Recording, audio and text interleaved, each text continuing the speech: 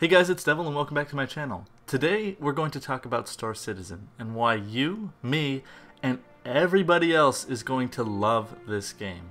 Odds are many of you have not even heard of this title yet, which isn't surprising because it's the first crowdfunded AAA title in history, which brings us in at number 10. When lead developer Chris Roberts went to major publishers with the ideas of a sandbox universe in space with limitless expansion and features, the publishers told him to shove it. So he turned to us, the community, to raise him up on our shoulders and bring his vision to light. He asked us for $400,000 to get his game off the ground. Today, as I check the website, he has received an astounding $28 million. Shattering records and making it the largest crowdfunded title in history. But hey, since we're talking about money, we might as well talk about number 9. No price gouging. Roberts realizes that all of this is because of the community, and he wants to reward us for it. You can get the game for as little as $30. Bigger and better ships are available for purchase, but with time and effort, you can earn them in-game yourself. How many AAA titles have you seen for only $30? On top of that, they are promising content releases on a weekly/bi-weekly timeline. No more waiting 3 months for a new raid to be released. Star Citizen is putting all of the money that they earn to good use. Coming in at number 8 is physics. Now normally physics isn't something to be super excited about, but that being said, this is a space sim. Physics actually plays a huge role. It's not just a simple script of joystick left, ship rolls left. It's much more than that. Your onboard computer sends a signal to your thrusters asking, how fast can you make me go left? And the thrusters respond with, we can make you go left in 0.1 seconds. And then they say okay. But say you're in a dogfight and your thrusters have been hit. Your computer has to talk to the other thrusters on your ship to determine how fast can we make us go left without those thrusters, and it affects in real time the maneuverability of your ship. Not only that, instead of shooting at an enemy ship like most other games and having a 20% chance to hit the engines, 30% chance to hit the cockpit, 10% chance to hit the wing, they introduced a new on-target hit system where, say you fire an energy bolt and you're shooting through the shields and you're shooting through the armor and that thing goes through the cockpit. It will kill the pilot. The pilot will be dead. It's no longer you hit the ship, damage one of the systems. It's if you shoot through the wing, it's going to affect the maneuverability. If you shoot through the thrusters, it's going to lose power. If you shoot through the cockpit, the pilot's going to die. It is all in real time, and it is all extremely accurate. This introduces a new level of strategy never before seen, and new tactics that will bring the difference up between life and death. 7. Graphics.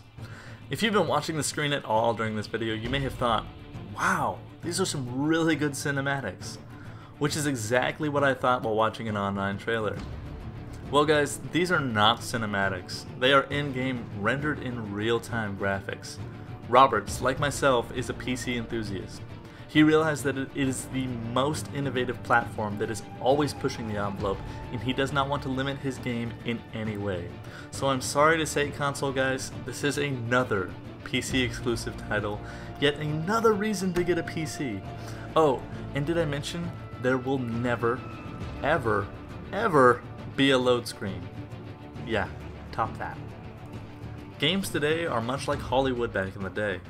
A lot of cheap tricks are used to make you think that it's bigger and better than it actually is. If you don't know what I'm talking about, just think about games like Battlefield. They have a big cardboard cutout in the background that you can't do anything with other than just look at. In Star Citizen, if you can see it, you can touch it. You can do it. With weekly updates, the universe will be ever expanding, just like the real one.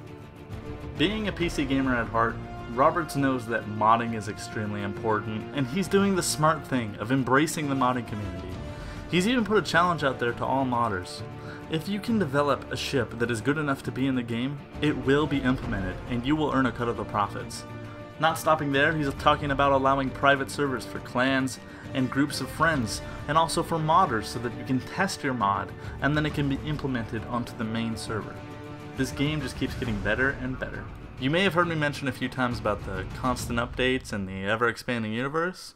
Well, guess what? That's reason number 4. Every time they reach a new goal, typically $1 million, they announce new features that they would never been able to afford without this crowdfunding. An example of these announcements was, at $19 million, they announced the integration of space stations on the map that are available for control. You can fight over them, but exact details are still hazy. It is assumed that whoever controls them receives a huge bonus. This game is reinventing the term sandbox game. There is no larger sandbox than space, and the massive scale of this game will put even games like Skyrim to shame. Coming with this world is the opportunity to be whoever you want to be. Under ship specs on the website, you can already see many different types of ships that will be available, and the game ranges from corvette cruisers, mercantile, exploration transport ships, bombers, bounty hunters, or even pirate vessels. Special note, there is also a confirmed first-person shooter and RPG element to this game. My biggest gripe with any MMO is that everything you do, in all honesty, is completely pointless. 1 million people have done it before you, and 1 million people will do it again. Think about World of Warcraft. How many people got to kill the Lich King? In fact, you would go kill the same guy, the main character of the game, every single week. In Star Citizen, you can actually leave your mark on the universe.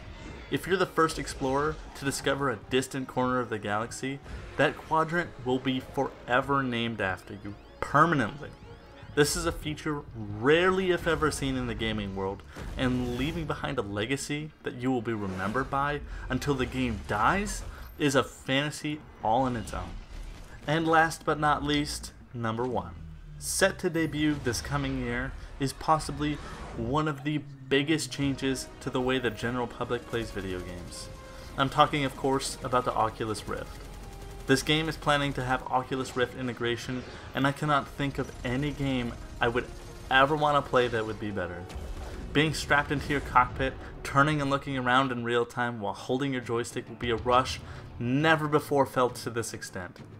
It will be on par with realistic military sims that cost millions to make for the military, and cost you well under $300. At long last, this list is wrapped up. There are many more reasons to be interested in Star Citizen that I could not fit on this list, like for example Chris Roberts. If you guys enjoyed the video, please shoot me a thumbs up if you're as passionate about this game as I am. I will be covering this game extensively on my channel, and I look forward to every single announcement that they will make, and I look forward to bringing those announcements to you guys. Thanks a lot for watching, guys. This is Devil. I'll talk to you later.